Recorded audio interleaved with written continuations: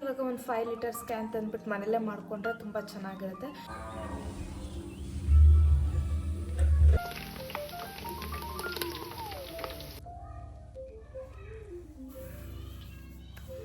Hi hello ನಮಸ್ಕಾರ, welcome back to Sharni Sunil vlogs. ನಾನಿವತ್ತು ಯಾವ ಹೇರ್ ಆಯಿಲ್ ಹಚ್ತೀನಿ ಅನ್ನೋದ್ರ ಬಗ್ಗೆ ವಿಡಿಯೋ ಮಾಡ್ತಿದ್ದೀನಿ.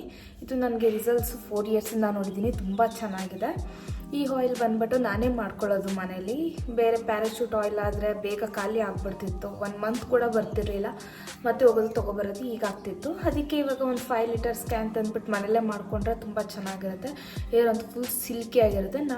ನಾನು ಹೇರ್ ಕಟ್ ಶಾರ್ಟ್ ಇರ್ಬೋದು, ಅದು ತುಂಬ ಸಾಫ್ಟಾಗಿದೆ, ತುಂಬ ಬೇಗ ಬೆಳೀತಾ ಇದೆ. ನನಗೆ ಉದ್ದಕ್ಕೊಂದು ಇಷ್ಟ ಇಲ್ಲ, ನನಗೆ ಶಾರ್ಟ್ ಹೇರೇ ಇಷ್ಟ.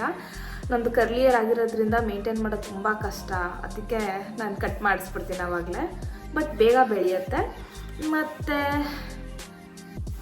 ಕೂದಲು ನೋಡ್ಬೋದು ಎಷ್ಟು ಸಾಫ್ಟ್ ಇದೆ ಅಂತ. ನಂದು ಕರ್ಲಿ ಹೇರ್ ಇಷ್ಟು ಸಾಫ್ಟ್ ಬರೋಲ್ಲ. ಕರ್ಲಿ ಹೇರ್ ಇದ್ದರೆ ಫಸ್ಟ್ ಆದರೂ ತುಂಬ ರಫ್ ಇತ್ತು, ಇವಾಗ ಇಷ್ಟು ಸಾಫ್ಟ್ ಆದರೂ ಬಂದಿದೆ.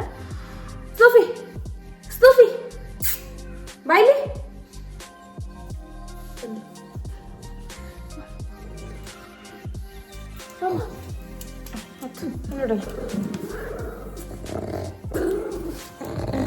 ಈ ಹೇರ್ ಆಯಿಲ್ಗೆ ನಾನು ಏನೆಲ್ಲ ಇಂಗ್ರೀಡಿಯೆಂಟ್ಸ್ ಯೂಸ್ ಮಾಡಿದ್ದೀನಿ, ಹೇಗೆ ಮಾಡಿದ್ದೀನಿ ಅನ್ನೋದು ನಾನು ನಿಮ್ಗೆ ಈ ವಿಡಿಯೋದಲ್ಲಿ ತೋರಿಸ್ಕೊಡ್ತೀನಿ.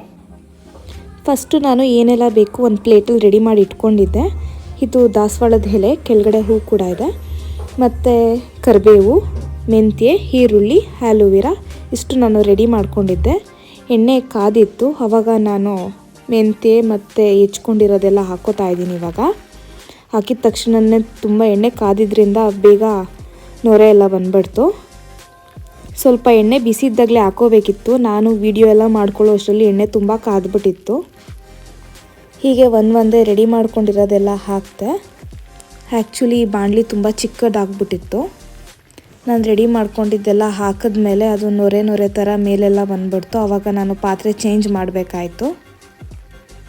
ನಾನು ಈ ಎಣ್ಣೆನ ನಾನು ಬಾಣ್ತಿ ಇದ್ದಾಗಿಂದನೂ ಯೂಸ್ ಮಾಡ್ತಿದ್ದೀನಿ. ನಾನು ಬಾಣ್ತಿ ಇದ್ದಾಗ ತುಂಬ ಏರ್ ಫಾಲ್ ಆಗಿಬಿಟ್ಟಿತ್ತು. ಆವಾಗ ಏನು ಮಾಡಲಿ ಅಂತ ಗೊತ್ತಾಗದೆ ಇದನ್ನೆಲ್ಲ ಹಾಕಿ ಯೂಸ್ ಮಾಡೋಕ್ಕೆ ಟ್ರೈ ಮಾಡಿದೆ. ಆವಾಗಿಂದ ನನಗೆ ತುಂಬ ಇಷ್ಟ ಆಯಿತು. ಇವಾಗ ಪಾತ್ರೆ ಚೇಂಜ್ ಆದಮೇಲೆ ನೊರೆ ಬರೋದು ಸ್ವಲ್ಪ ಕಂಟ್ರೋಲ್ ಆಯಿತು. ಸ್ಟಾರ್ಟಿಂಗ್ ಹಾಕಿದ ತಕ್ಷಣ ತುಂಬ ಜಾಸ್ತಿ ಬಂದುಬಿಡುತ್ತೆ, ಬೇಯ್ತಾ ಅದು ಕಮ್ಮಿ ಆಗುತ್ತೆ.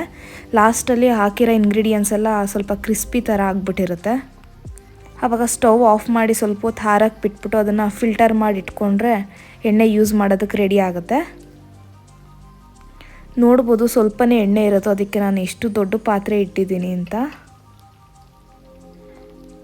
ಈ ಎಣ್ಣೆ ರೆಡಿ ಮಾಡ್ಕೊಳ್ಳೋದಕ್ಕಿಂತ ಮುಂಚೆ ನಾನು ಒಂಚೂರು ಶಾಪಿಂಗ್ ಇತ್ತು ಅಂತ ಆಚೆ ಹೋಗಿದ್ದೆ, ನಮ್ಮ ಮನೆ ಹತ್ರನೇ ಇರೋ ಝೂಡಿಯೋಗೆ. ಕಲೆಕ್ಷನ್ಸ್ ಏನು ಜಾಸ್ತಿ ಇರಲಿಲ್ಲ, ಏನೋ ಹೋಗ್ಬಿಟ್ಟಿದ್ದೀನಲ್ಲ, ಏನೋ ಒಂದು ತೊಗೊಂಡು ಬರಬೇಕಲ್ಲ ಅಂದ್ಬಿಟ್ಟು ಜೀನ್ಸ್ ಪ್ಯಾಂಟು, ಟೀ ಶರ್ಟು ಮತ್ತು ಒಂದು ಕುರ್ತಾ ಸೆಟ್ ತೊಗೊಂಡೆ ಅಷ್ಟೇ. ಮತ್ತು ಹಾದ್ವಿಕ್ಕೆ ಒಂದು ಪೇರ್ ಡ್ರೆಸ್ ತೊಗೊಂಡೆ. ಜಾಸ್ತಿ ವೆಸ್ಟ್ರನ್ ವೇರ್ಸೇ ಇತ್ತು.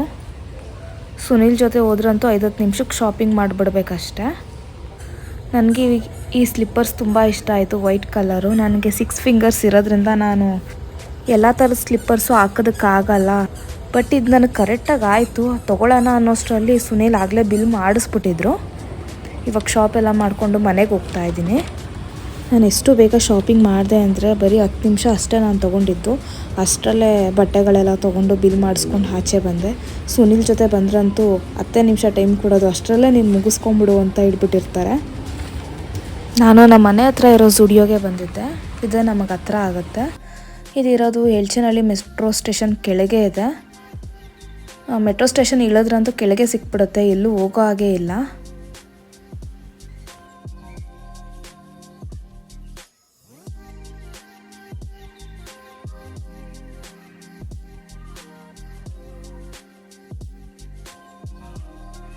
ಇನ್ನು ನನ್ನ ಚಾನಲ್ಗೆ ಯಾರೆಲ್ಲ ಸಬ್ಸ್ಕ್ರೈಬ್ ಆಗಿಲ್ಲ ಪ್ಲೀಸ್ ಸಬ್ಸ್ಕ್ರೈಬ್ ಆಗಿ ನನ್ನ ವಿಡಿಯೋಸ್ ನೋಡಿ. ಮತ್ತು ಈ ವಿಡಿಯೋ ನಿಮಗೆ ಇಷ್ಟ ಆಗಿದ್ರೆ ಲೈಕ್ ಮಾಡಿ, ಶೇರ್ ಮಾಡಿ, ಕಮೆಂಟ್ ಮಾಡೋದು ಮಾತ್ರ ಮರಿಬೇಡಿ.